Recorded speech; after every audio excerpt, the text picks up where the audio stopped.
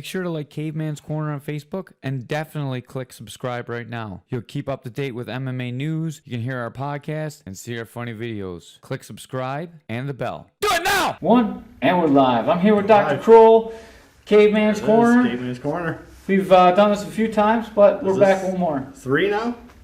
3 or 4. 3 or 4, somewhere around there. It's not 1, it's not 2, it's not 5. I called you once too, so that You did. must count. I was at 716 when you did that. I had to go outside because they were yelling, not because the Sabres were doing well. No, it's important that we, we get a talking while you're at 716. Of course. The local podcast. That's right. We're here to celebrate our 1-year anniversary. We've been in business together for over a year now. Right behind us. Krol PT and Integrity Martial Arts. Yeah. Now Performance Rehabilitation Training. I'm sorry. Yeah. Sorry, Krol PT is the official business name. Performance Rehab Training is the name I go underneath, so I can have the gym. Gotcha. As well. So, speaking of the gym, things are not going so well for us at our 1-year anniversary. Well, they're not going horribly for me because I can still stay open to some degree. I just can't have the group exercise classes running. And then you can't come in here on your Sundays to do your thing, so that's the part that kind of hurts us. But the rest of my stuff is open and going okay. So what does that include? So that includes the physical therapy and it includes the private personal training. And I kind of mold that into physical therapy because there isn't anybody that comes in that doesn't have a sore back, a sore knee, a sore hip, something that I can work on. They don't have some chronic condition that I can take care of. So I work all of that into the PT side of things as well.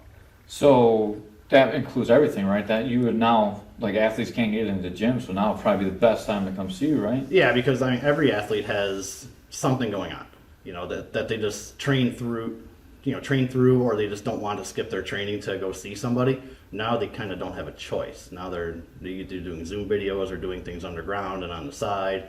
So now is a really good time to come in and see me. Right, and when you do that, are you going to get a good workout too, or are you just coming in to do the rehab? Or it depends. I'm not really as much of a trainer as I am a specialist. So I'm the type of person you come in to see to clean yourself up, make sure you're not screwing yourself up, and sort of put you back on the right track. I'm not the person that's going to train you 3 times a week. That's your strength coaches can do that, your teammates can do that, you can do that on your own. I'm the person you come in and say, every time I do this, my knee starts to bother me, my hip starts to bother me, or I can't get this position right. I'm stuck at a plateau here in my strength. So what can I do to get past all that? And you don't have to be in debilitating pain to come see a PT. That's kind of the misconception, that you have to be in an 8 out of 10 pain or have something completely not work, like when you busted your bicep. Yes. You don't have to be in that position. You can be in, I have a nagging pain or something's just not working right. This kind of flows into my belief that PTs really should be at the forefront of fitness, not the strength coaches. We're seen as sort of a rehabilitation side where you go to see us when you're hurt, instead of having us bridge the gap between fitness and all the other coaches that are working with you. Not really PTs as a trainer, but PTs as sort of the quarterback of the whole thing. Right, and that's kind of what all the professional teams are doing now too, right? I mean, you see every UFC video, they're working UFC PI. You see the NFL, they got personal trainers. I mean, that's pretty much kind of what you're doing, right? Yeah, and you can't train, you can't compete if you're hurt. And that's the bottom line. And I'm not talking, everybody goes into a fight hurt. I'm talking you're really injured and you can't compete, or you're so injured but you're competing anyway that you're not going to perform as well, and then you're not going to be able to compete in the future. So if you rack up 3-4 losses in a row, you're not going to get the type of fights that you want. The one thing that you said to me one time, and I take that, everything you tell me I take really high, but this one I took because you were like, if you got something that's nagging and then you work around it, you're always going to compensate for that injury. Mm-hmm.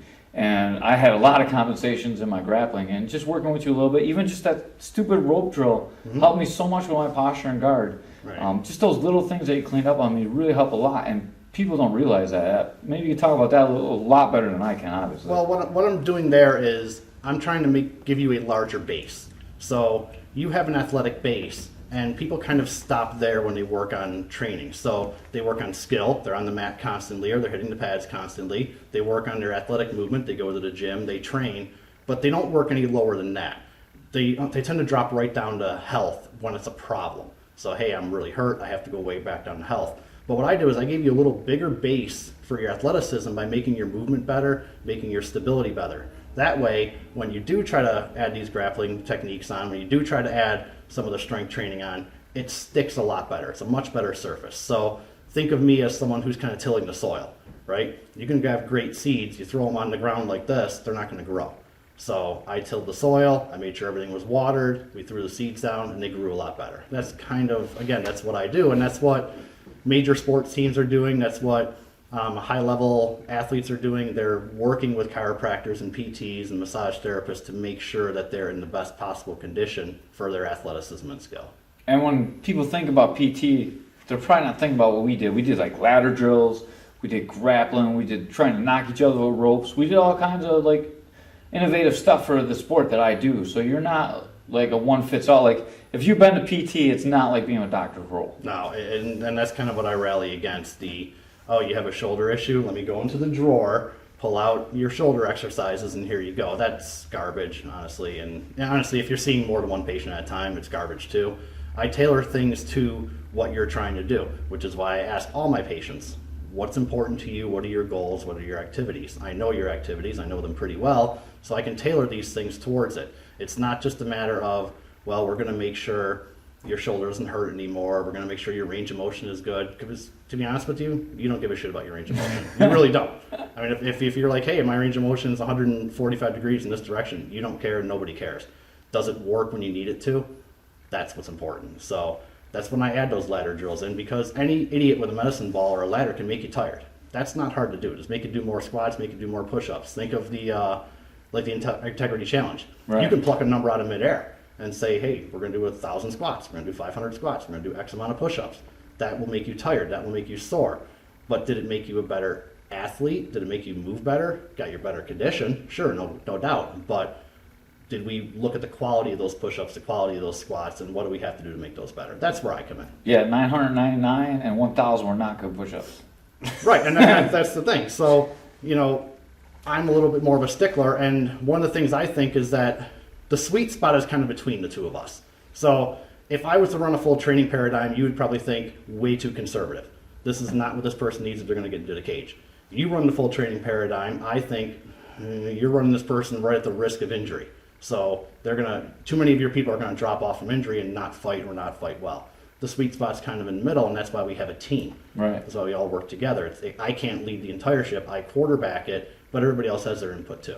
Yeah, and it works out really well, and we're going to continue building that, and I think we're going to have some really good people coming out of our place eventually. Yeah, that's the plan, is just to integrate the health and the movement side of things to give all of your fighters and all of your jiu-jitsu people, whether they compete or not, a better base. It doesn't matter. You don't have to compete to take advantage of this. Right, and it's just a mentality too. Like, it was so hard for me to take that step back and take a day off of training camp to come see you, and like literally we spent an hour, and I would sweat because you make me stretch, so that makes me sweat. But my cardio is not being challenged, but it helped me so much in camp, and people don't realize how important that is.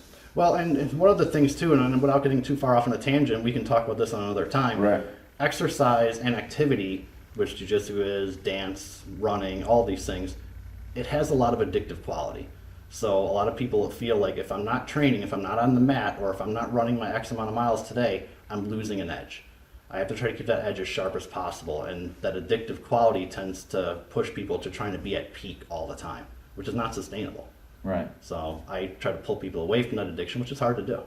Speaking of getting into the gym, that leads into Okay. a great segue. When are we going to be able to get back into the gym with this COVID crap? Well, are you talking about a gym as in lifting gym, Planet Fitness type thing, or are you talking about a jiu-jitsu gym? I'm talking about every kind of gym, like your exercise class, my choking people. What do you think is going on? So I think the further apart people are, given the guidelines that have been set down, the closer you're going to be to opening.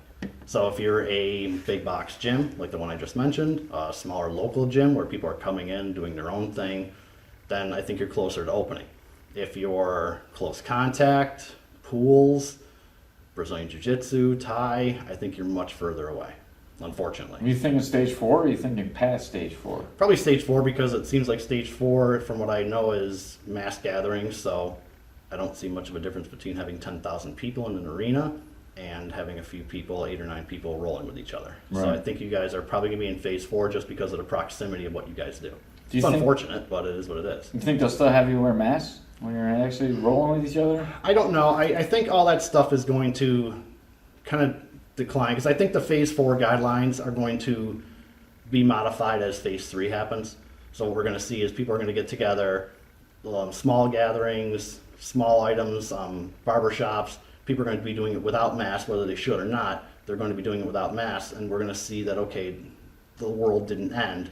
So it just doesn't make a lot of sense to have people in jiu-jitsu wearing masks. Especially since you're sweating on each other. And Right. I thought that if you breathe real heavy with those fake masks on, it doesn't really do anything anyways. Yeah, and the mask is going to become soiled, so it's not like people are wearing real N95s or they're wearing face shields or things like that. This is not practical. So there's a practicality element that's going to come into play, and we can't expect the politicians to know a whole bunch about it. I mean, the politicians really don't know much about MMA in the first place, let alone Brazilian Jiu-Jitsu and what it really entails. So they're just going to say, wear the mask, and you guys are going to say that's ridiculous, and you'd be right.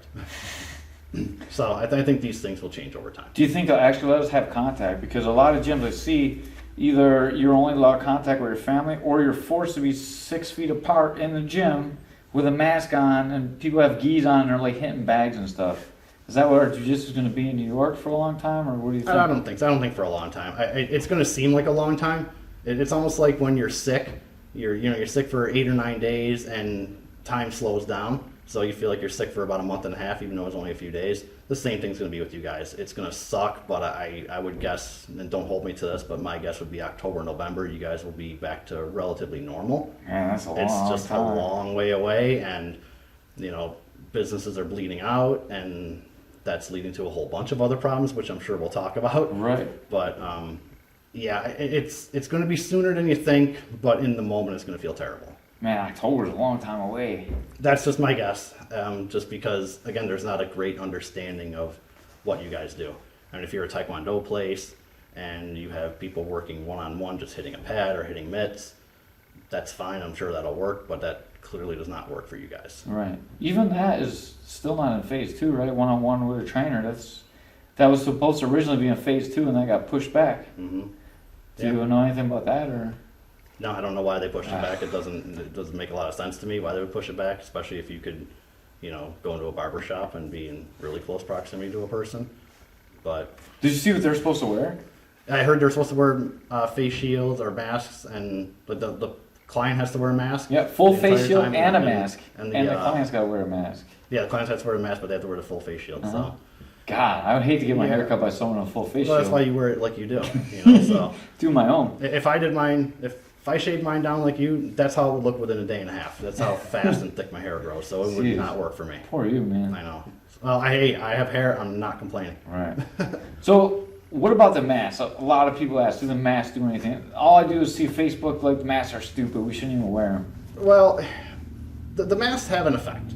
They do have an effect. They do stop some of the spread, but is it incredibly effective? No. I tend to think that it leads to other problems. So, one of the things I saw was, you know those motivational posters that offices have? Yeah.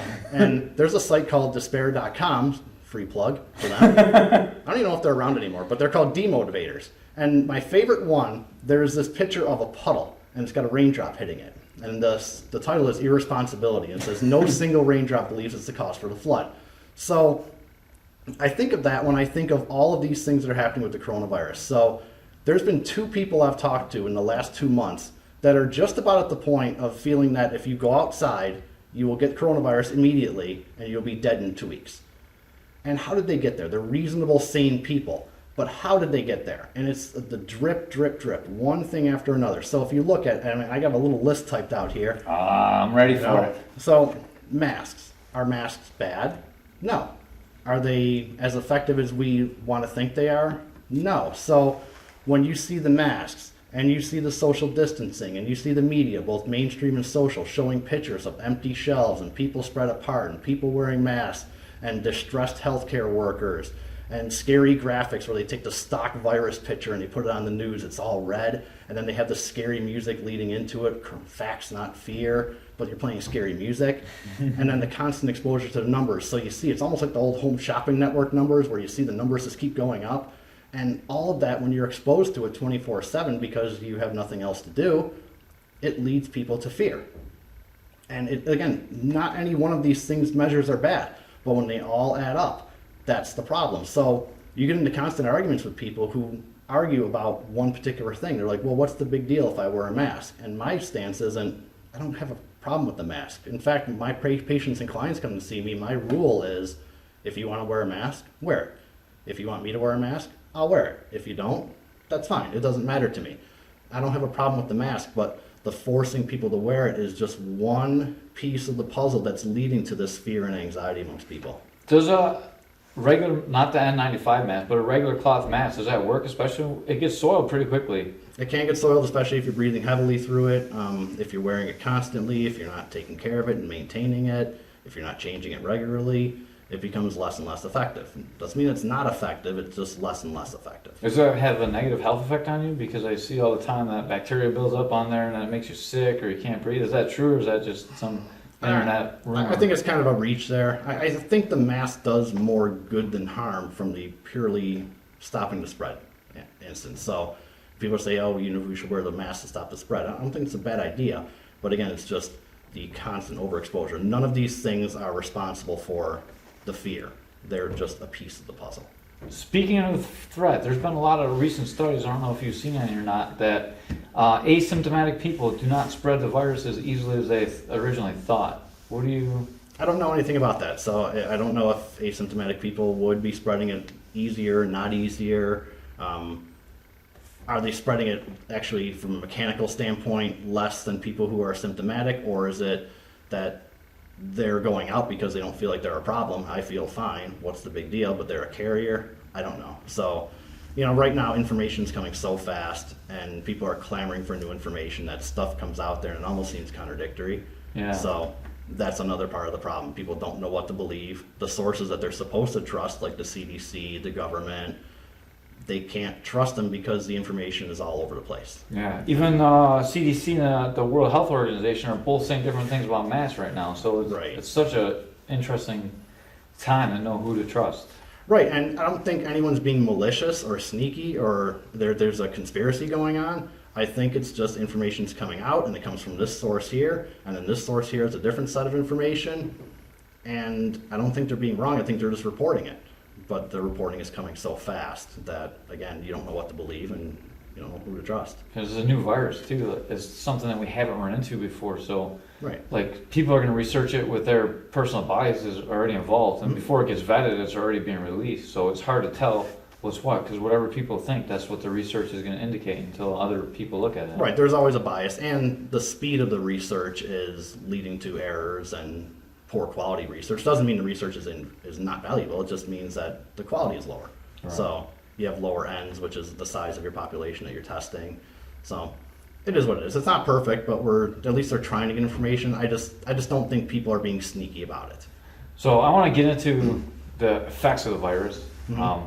I know you've probably lost some Facebook friends over this, and we talked about this a few times. I'm like, am I stupid? I don't really understand what's going on here, because it didn't seem like that serious of a problem to shut down the entire economy for. Yeah, and part of the issue and part of the reason why people are getting upset online is because we have kind of devolved into this binary thing, where if you're against all of the measures or any of the measures, then you want people to die. Right. And that's not the case. I don't want people to die from pneumonia. I don't want people to die from COPD, but I don't take massive measures against it. I work in a hospital environment. I don't take massive measures against, MRSA. In fact, people are going in there without the correct PPE because they're trying to conserve PPE for COVID. So, I think I'd rather catch COVID than MRSA. Do we not care about MRSA anymore? Do we not care about influenza? And, COVID is not the flu. It's not the same thing. COVID is far more contagious. It's hitting far more people. We don't have the acquired immunity to it. So, if you were to look at the numbers, in December 2019, there were greater than 10 cases per 100,000 people in Erie County. And that's less than COVID and resulting in far less fatalities. But there's a graphic on Channel 4 that shows all the counties. I don't know if you've seen it, and it splits them out, and it shows the amount of confirmed cases. Right. So Erie County just got over 6,000 cases at the time of this recording. So 6,000, you look at that number and you're like, wow, that's pretty terrible. But then you look at Erie County's got 918,000 people. So when you do the math, which I've done here, the percentage of the population that has been infected is 0.65%. So it's less than 1 out of 100. Now, total deaths are around 500, So the total death percentage in that population of Erie County is 0.054. So do you imagine if you took those numbers and instead of saying 6,000, you put 0.65? It wouldn't be as scary, right? Right. People wouldn't be as up in arms about it. And it's kind of the middle ground, right? So it's not that it shouldn't be taken seriously. It's not that we shouldn't be doing something about it. It's just I think we went way overboard. And my stance from the beginning has been the fact that we went so far overboard is actually going to hurt us more than it's going to help us. So one of the problems is people argue that if it just saves one life. Have you heard that before? I've heard that a lot. Right. So if I can take this measure and it just saves one person's grandmother and it just saves one person's daughter, it saves one person's kid, then it was worth it. But that's a gross statement, and not as in a disgusting statement. Gross as in I'm saving one life gross. But how many lives am I costing net? And that's what people don't look at. Right. So when we sledgehammer shut down the economy, we're looking at, we shut down schools, so let's talk about kids, right? Now, 2 to 3 months of phys ed have been lost. So that is a minimum guaranteed 4 to 5 hours a week of physical activity gone, just like that. So, okay, no big deal. Like my daughter's in dance, my son's in this. No, they're not. They're closed down. So their phys ed is gone at school. Their activity is gone at school. Their recess is gone at school. Then their dance, their Jiu Jitsu, their youth sports are all gone. Well, they can go to the playground, right? Nope, that's closed too. So what percentage of those kids, and I don't know this answer, we won't know it for a long time, will have musculoskeletal injuries when they do return to activity? So how many kids are going to come back to gym class in September 5 pounds heavier, 10 pounds heavier, less active over the entire summer, not going to amusement parks, not going to playgrounds, not going to dance or jiu-jitsu? They're going to come in and start getting musculoskeletal injuries. These kids whose screen time has gone up, what's going to happen to them in their fight against obesity? So if you take a kid and at an important point in their life, add 10 pounds to them, 10 useless pounds, right, and decrease their movement, you've kind of set them up against obesity for the rest of their life. And not only that, you set habits.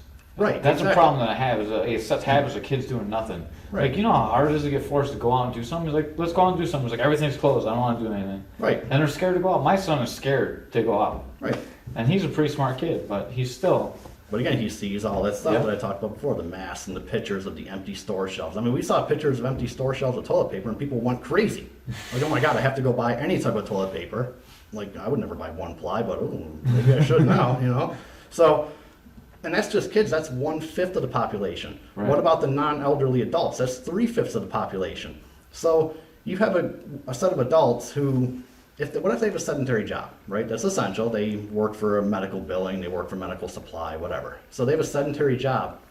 Then they go home, their activity is the gym.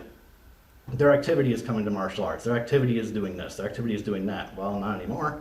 So now you've taken adults who are already more prone to putting on weight and obesity. Now you've taken them and you've thrown them in the pool as well. So my initial argument the entire time was that this sledgehammer approach, gross, is going to save lives. It's going to stop grandma from getting it. It's going to stop your young daughter from getting it. It's going to stop the immunocompromised from getting it at the expense of all of these health conditions. And if you just talk about obesity, and I sent you the article about the quarantine 15. Yes. Where, I mean, if things shut down, it doesn't affect you. It doesn't affect me, but we're not the norm.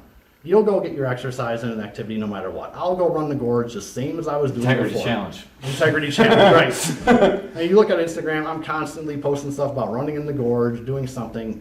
You and I will get our activity. People who are already active, that's not going to change. They're going to get their activity in. But what about the people who are on that ledge and they haven't developed that habit? It's not ingrained in them. Now they just dropped off the table. And obesity is linked to just about every chronic health condition. And you could probably name almost all of them. Right. I mean, diabetes, heart issues, pulmonary issues, vascular issues, endocrine issues, stress, anxiety, mental health, all of these things. So we start to add all of these health components on to a healthcare system that won't be able to handle it 5 years down the road. Because look at what's happening in the hospitals and private systems right now. They're hemorrhaging money. So when this is over, per se, meaning that everybody's lost interest, the economy's gone back to normal, well, these hospitals and private institutions are going to say, well, we can't survive at this rate. We have to cut and cut and cut. So now you have more healthcare conditions with a healthcare system that has been gutted. So you have less access to healthcare. And we haven't even talked about poverty yet. No. Or the economic impact or any of that Which stuff. is all that. So, a lot of things follow poverty. Crime is one of them. So impoverished areas have higher crime. We know that. So we're tacking that on, which I'm not an expert and I'm not qualified to talk about, so I'll leave that right there. But impoverished areas also have lower healthcare. They have lower access to healthcare. They have lower access to food, or good food, I should say. And they tend to be more desperate and worse decision makers over time, given poverty. So you've cut all these businesses. You've wiped out all these small businesses, which will not come back like this, And my concern is people always thought, well, the economy will rebound. Yes, it will. Of course it will. And as long as there's a demand for the service will reappear over time. So 50 Jiu Jitsu gyms can shut down. If there's a demand for it, 50 will pop up. But what happens in that time period? What happens to the people who, that's their only form of income? What happens to them? They lost everything, and now they're back at nothing, or they have to get a job that, in an economy that might not be hiring.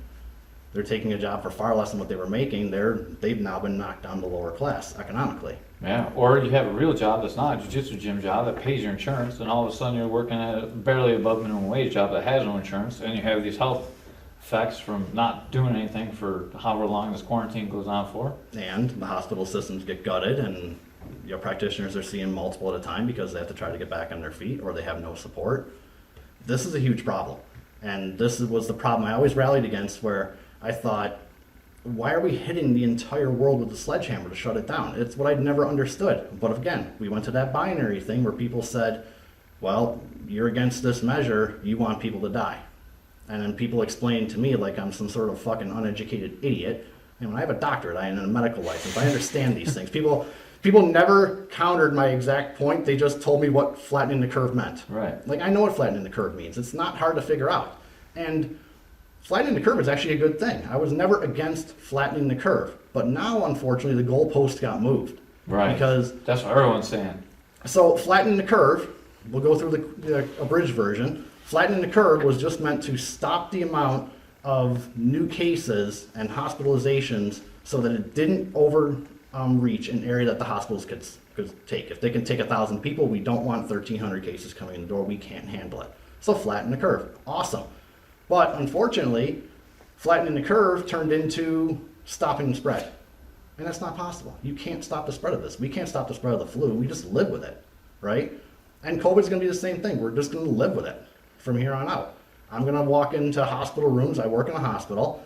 I'm going to walk into hospital rooms 2 years from now. There's going to be COVID precautions on the door. I'm going to don the proper PPE just like I would do for MRSA, influenza, VRE. It doesn't matter. It's going to be the same thing 2 years down the road. So my question is, don't they think that everyone's eventually going to catch this? I mean, isn't that what's going to happen? Because we're probably not going to have a vaccine for it, at least not for a year or two. And we have a vaccine from the flu, and people still die from that. Right. So, like, how long can you keep shut down for? That was my whole Right. thing too. I thought, first of all, I thought flattening the curve wasn't handled well. I think you should have had able-bodied people still work, and people that are sick stay home, or even like an alternating thing, so you still have people working, because you want the least amount of people contracting the disease while you're still keeping your economy running. That's what I've always thought. Well, But I mean, maybe I'm not that smart. Well, no, you have the right idea, but I think you're missing a key component of it. So when Fauci was tasked with the idea of how do we handle this, Dr. Fauci. Yeah, I know who you're talking So about. he gave you the solution. The solution is correct for that lens, for that one variable. He's right. Flatten the curve, stop the spread. Here's all the things you should do. Leadership's role, and I'm not going to make this political. Leadership's role, doesn't matter who it is, governors, local, federal, doesn't matter. Their role is to say, okay, if we apply this, what are the other effects? Okay, we can only apply this in a half measure. We can only do this, we can only do that, because shutting everything else down isn't worth it. So, my belief was we should have done selective quarantining. Hospitals should have had no visitors, nursing facilities, ALFs, etc., SARS. I'm using just acronyms here for medical places. They should have been shut down as much as possible. As little contact in and out as possible. But incentivize the rest of the economy, which would have been open, to bolster the healthcare system. So you work at a machine shop, right? All sorts of other manufacturing places. Couldn't the government have said, we will give you a tax break, we will give you this contract to make these parts to help the hospital? Right. Wouldn't that have been a hell of a lot cheaper than paying an extra $600 on top of the unemployment they're already paying to all these people? Wouldn't it have been a lot cheaper to bolster the economy and incentivize the economy? You could even, to some degree, mandate saying, you have the ability to make masks. We want to kind of not take over your business, that's not the right way to say it, but sort of force you to make the mask. We'll pay you for it. Right. You know, we're not going to hurt your business, but we need this done, and we're going to keep all of you guys going. Wouldn't that have been a better option? Yeah, World War II-esque. Right, exactly. Everything here is going to support this arm because this arm is in crisis. That to me, that made so much more sense than just everything shut down, because everything's a domino effect, right? So a hospital, just like any other business or industry, doesn't stand on its own. The hospital needs everything else in industry to support it, because we think of hospitals and we're like, oh, they don't have enough PPE. Well, they serve 3 meals a day to all their residents. They serve meals to their employees. So where does that come from? Oh, we need to open up that arm of business. Okay. They do cleaning. Oh, we have to open up that arm of business. So instead of saying shut everything down and then selectively open things up while you put everything into chaos, why not just leave it open, selectively shut down? Right. It just seemed like we got it backwards. The intentions were good. Everything was well intentioned. It wasn't sneaky. I don't think it was, anyone taking a shit on the Constitution and trying to take us over. Some people think that. I don't. What about now? What do you mean? It's still closed down. Well, I still don't think that it was anything sneaky. I think any situation in life, people are going to learn how to capitalize on it. It's not that they created the situation. They say, okay, well, this is the situation. How can I capitalize on it? That's all it comes down to. I don't think it's a conspiracy. Well, I'm not saying it was a conspiracy. I'm just thinking like a lot of other states are opened up way more than us, and it seems like there's not really that big of an adverse effect. Well, there's something interesting, and again, I don't want to politicize anything, but when you talk about New York, there's a third word that needs to be put in there, and that third word often gets dropped, and insinuation happens. Right. So it's either New York City or New York State. Right. And eventually, when you drop it, people are talking about New York City and they're applying it to the rest of the state. Right. So I don't think that was reasonable. And they have been doing region by region stuff, but that came way too late. I think shutting off downstate to travel, non-essential travel, would have been fine. Leaving the rest of the state open to do what the rest of the state does anyway, support New York City. And not in a bad way. We support New York City. New York City gives the rest of the state an incredible amount of political power and economic power. Right. So, New York City is not a cancer sitting at the bottom of the state. We work together. But they can't support themselves, just like Chicago and Illinois can't support itself. LA and California can't support itself. The rest of the state should have been left open to support New York City and the tri-state area in general, which got hit really hard. Right, for sure. But got hit really hard. 18 million people in New York City, confirmed COVID cases as of right now, around 203,000. That's 1.13%. Wow. And what's the death rate on that? 0.092. I thought it was supposed to kill people at like 2% or 2.5%. Is that what they originally thought? Well, that's what they thought because, again, we were looking at different populations. Right. So we had a bias number. So if, bias numbers happen when you only see a certain amount of population. When I worked at a different PT clinic, we would get patients that came in from a different PT clinic and they all said the same thing, oh, that place is terrible. Well, that place wasn't necessarily terrible. We were just dealing with people who didn't go there in the first place. Like, if you're a Pepsi vendor and you're dealing with people that are buying Pepsi, they're going to say Coke is terrible. Right. Or I prefer Pepsi. Then you say, oh, everybody prefers Pepsi. So what you're seeing is it breaks out in a nursing facility, a bunch of people die, and it's like, oh, this is the death rate. And that's not true. Because we didn't have a way to test to see how many people in the rest of the community had it. Right. So actually, my argument would be that these numbers would actually be lower by percentage because we have far more people that have it that didn't die. Yeah. They just never got tested. And we'll find out more as the antibody test goes around, especially if they require it to work. Right. So I think we're going to find that this wasn't nearly as deadly as we thought. It should have been taken seriously. Just the measure, I thought, was way overstepping, way heavy-handed. And again, when you talk about that fear that I talked about before, everything adds up. the media does this, and it's not any one media outlet's fault. It's all of them together. It's, again, that irresponsibility thing, right? Drip, drip, drip. They're all responsible for the flood. That type of pressure and that type of fear forces the people in charge to do something. And they would rather do too much than too little. You know, nobody wants to be the superintendent that doesn't close school and then the bus slides off the road and kills 10 kids.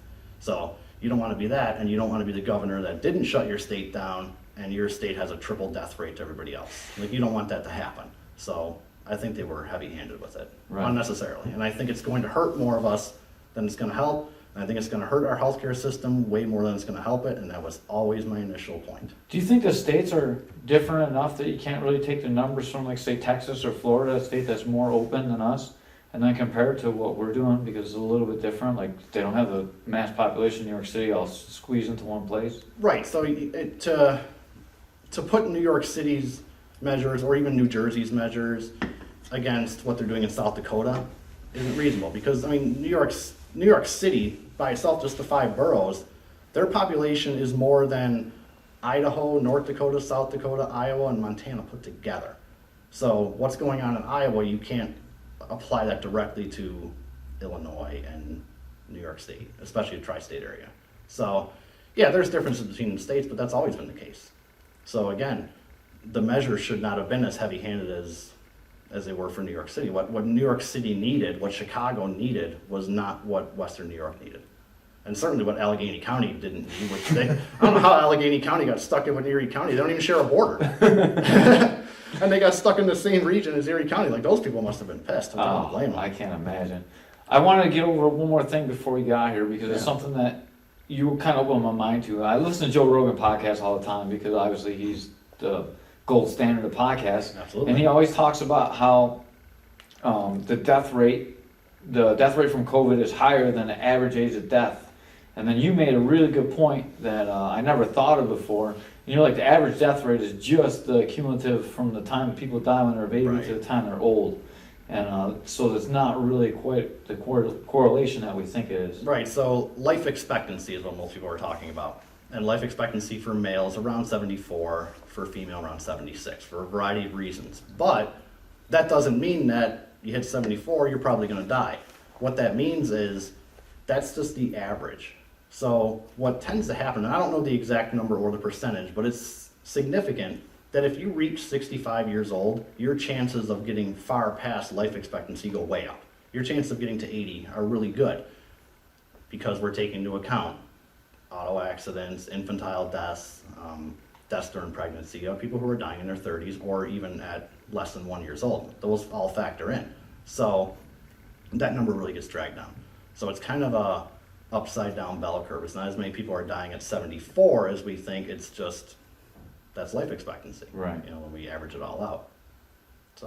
So that really doesn't make a big difference on the COVID number than the age of death. Not as much. Because it could still be killing people way earlier than they would normally die at. Yeah, what tends to be the biggest factor is not just age, because age tends to lead to poor health. All right, so if you are 90 years old, the likelihood that you have a smaller health base that you can't stack another piece on, like COVID, is higher than it is if you're 30. So, you know, and there's a lot of different ways people look at 30 years old, right? You know, you and I, we're both 42. 42 for us doesn't look like 42 for everybody else, right? There's a lot of people who are 42 that are a complete mess. Right. So, you know, you can get COVID, I can get COVID, and we'll probably be fine, right? And in fact, you were.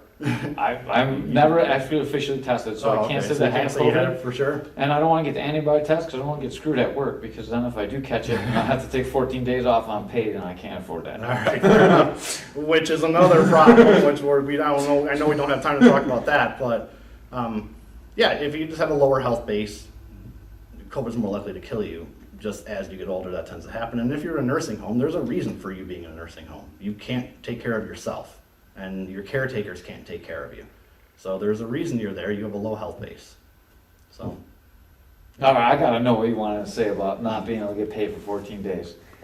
Well, it's not a matter of that you only get paid for 14 days, but what that does is you are not alone in the idea that, well, I'm just going to kind of sweep this under the rug and kind of beat the screen as best I can because I can't afford to take this hit, right? So if you're not alone, if there's thousands of people doing this, then we're not accomplishing the goal with these screens, right? Right. So the screens are useless and adding to the fear monger. I shouldn't say useless, it's not the right word, but they're not as effective as we wanted them to be. I kind of think what happened with a lot of the screening and a lot of the measures that you saw at Walmart and Wegmans and everywhere else was they didn't know what to do, so they just did something. And we need to do more and more and more. Plexiglass now, 6 feet apart, count how many people are coming in, stop people from coming in if there's too many. We don't know what to do, but that sounds like a good idea. And the store next door has done more than us. Oh, that means they care more, that now we have to do more. So then they add another measure. And again, all these measures are adding to the fear and adding to the economic problems and the healthcare problems. And again, people like you, not in a bad way, you're looking out for yourself because nobody else is, right? Right. I can't take 14 days unpaid, so I'm gonna slam my multi-symptom cold and flu, knock my fever down, and I know, my place is encouraging us not to be sick. Right. Just come in. just come on in, or they're gonna replace you. Yeah. And that puts you in a bad economic spot, which Yeah. drives you down and drives you into a lower healthcare situation. So, yeah, there it is. Yeah. Exactly. Mhm. So, to end this, if I gave you a magic wand, what do we do about COVID? What should we be doing right now at this stage? At this stage, again, we should be having limited to no visitation in hospitals, nursing facilities. Forrest is gonna yank on the door, and it's gonna be locked, and he's gonna be sad. Oh, it's not locked, so he's gonna start talking, and then it's gonna get picked up by the mic. Oh, he's being quiet, he's good. He's been on this podcast more than I have. He knows how the podcast He knows works. how it works. We're doing a wrap up right now, bud. So yeah, I would have the selective shutdown, selective lack of visitation, and everything would be open up. And again, this is just something we're going to have to live with. Just like we have to live with the flu, like we have to live with MRSA, like we have to live with everything else. It's not going away. Nobody wants anyone to die, but we have to be grown-ups in healthcare and say people do die. You know, I don't get all bent out of shape and like I have to do something about pneumonia because someone I work with died of pneumonia. It is what it is. You know, cancer is no different. And one of the other problems, and I don't want to go too far off into this, but we're treating COVID as if it's the only disease process out there, and it's not true. You know, people close to me are going to get cancer treatment, and the Ronald McDonald houses and the Hope houses are not taking people because of COVID. That's what they're there for. They're there to take people who are immunocompromised and take people who are going out of town for treatment, and now they can't get it. So I'm not the only one that has this issue, so how many other people are dealing with the same type of thing? Unintended side effect, again, I think everybody was well intentioned, just they short-sighted, they only saw this far in front of their face. Smart people, uneducated people, educated people, it didn't matter. Well-intentioned, they just got scared. And the problem is, it always comes down to the people with the most money can afford to be healthy, Yeah. and then everyone else can't afford it, and then they're the one that's going to suffer. Yeah, it's like, I mean, It's just like everything else. I'm middle class, my business is still going. I haven't taken a major hit, I've taken a hit, but not a major one. I still work at a hospital, the hospital's not gonna shut down, so I'm okay. Not me, open up the gyms. Very good. I agree with you, open them up. What do you think about gyms? You think it's safe to train? Yeah, I think so, and I think we should be, because I think we should be getting our acquired immunity. I think we should be, working all this stuff. I think people need this stuff for anxiety, mental health, physical health, and all those other things to stop that piling on the healthcare system down the road. And the longer we stay shut down, the worse the problem down the road is going to be. And unfortunately, we're not going to get any help in the healthcare system down the road. We're getting everybody's attention now. 5 years from now, it's going to be 2 big middle fingers to the healthcare system. You figure it out, you deal with it. When diabetes type 2 spikes up in 5 years, what do you think people are going to say? Well, they shouldn't have been drinking soda. Should exercise more. Yeah, they should have exercised more, and you're right, but people don't, and that's why these other services exist. Again, people like you and I, unfortunately, we're not the norm. We're going to be active no matter what. They could lock us in our house and we'll still be active. We'll still do something. A lot of the people fall off the cliff, and bigger healthcare problems down the road. So for people that are scared to go to the gym, how safe would you say like a box gym would be, like Bally's or Alley Fit or Gold's Gym, something like I that? think it'll be fine. Pretty safe? Yeah, I mean, it's actually probably going to be safer than it was before, because people are probably more in tune to washing their hands. Yeah. You know, I went to gyms. I used to work at a large box gym for over a decade. People would not wash their hands after the bathroom. People would walk around naked in the locker rooms and just leave their stuff hanging out, sit down on the, I think people are actually, it's kind of like we hit the reset button on making, like, hey, you know what? Brush your teeth, wash your hands, take care of yourself, clean up after yourself, don't leave your stuff laying around. I just want to say one thing about like jiu-jitsu places. A lot of inspectors have been coming into the jiu-jitsu places that are open, and they're like really fascinated about how well they actually clean the gym, because we're used to dealing with MRSA, ringworm. Everything's got to be cleaned every training session, because it can't not be, or you're going to get stuff anyways. And there's a nice sort of internal social check there. If the person's coming in with a smelly gi, everybody's telling them about it. Like, dude, That's for sure. go wash your gi. Dude, go take a shower. You can't come into this place stinking. You can't, like, I don't want ringworm. Right, especially if they walk out the feet or go into the bathroom and like, what are you doing, man? Wash your hands. Make sure you got something on your feet. Right, I mean, you're not walking on mats with outside shoes on. Are you kidding me? Yeah. Not in a jiu-jitsu place. People walk in with outside shoes all the time into gyms and go walk around on the group exercise floor that you go sit down on. Right. So I think places are actually going to be a little bit cleaner. I think we should be opening up quicker, because we've hit the reset button on things. We've kind of gotten people's habits back to, here's the basic cleanliness you should be doing. Because if you looked at a lot of the CDC recommendations, it was just shit you should have been doing in the first place. Wash your hands. Wash your hands, don't sneeze on people. Like, before COVID, you'd be wrong for me to sneeze right in your face. Right. You know, so, and I shouldn't have been coughing in your face in the first place. If you notice, we did this podcast with no masks. There you go. And I mean, you know, people have been told before, if you have the flu, don't come to work. Right. Right? So, if you have COVID, don't come to work. Right. It's like, the stuff isn't hard. It's just, again, people got scared, and the people in power responded overwhelmingly. All right. So it's probably safe to get a haircut, maybe. I got my hair cut. Yeah. No shame. Probably safe to roll. It's safe to roll. We've rolled. Yeah. And it was amazing, because you came over to my house and we rolled, and I didn't die. No. Like, I mean, I died because he beat the crap out of me, but yeah, I didn't die like 4 days later. It's amazing. It's amazing how that worked. And you know, I deal with COVID patients at the hospital. For all the people on social media like, oh, you should work in the hospital and figure out what you feel differently. I do work with COVID people. I have a medical license. What do you think I do all day for a living? Right. So, yeah, it is what it is. All right. Well, I appreciate your time. This is a huge topic. Maybe not so much with the recent goings on in the world, but it's going to be back to huge in a minute when you can't do anything in stage 2. That's right. All right. Thank you very very much good. for your time. I appreciate it. One more plug for your business, because you're still open, even though I'm not. Yeah, performance rehabilitation training in North Tonawanda, New York. We're still open. I'm still seeing people privately. We just started seeing a couple of kids because they've been less active, haven't been able to do the jiu-jitsu and not getting the PE that we talked about in schools. So if you're concerned that your kids aren't being as active as you want them to be, it's a good time to come in. So if you need an appointment, 716-601-8351, or you can email me at drkrolpt, drkrolpt@gmail.com. And don't forget about Integrity Martial Arts. I can't do anything with you guys right now, but I'm still putting out the Integrity Challenge, so make sure you guys are doing it.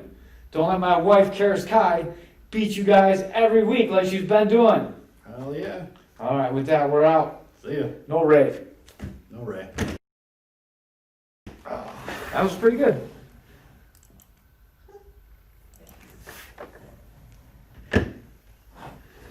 I know better than Caveman's outtakes, so I gotta be careful. That's getting Megan a cut for sure.